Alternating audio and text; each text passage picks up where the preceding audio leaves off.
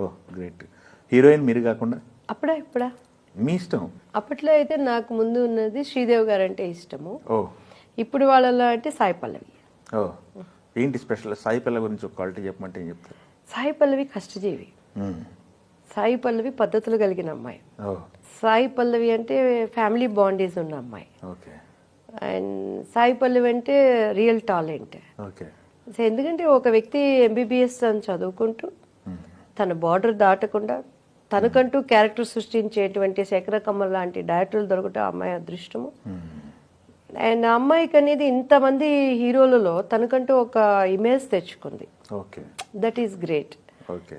So అది ఇప్పుడు ఉన్నటువంటి తల్లిదండ్రులు అందరూ కూడా ఒక మోటివేట్ తీసుకోవాలి. ఎందుకంటే తను ఈటీవీలో వాటిలో డ్యాన్స్ షోస్ నుంచి తను పైకి వచ్చింది.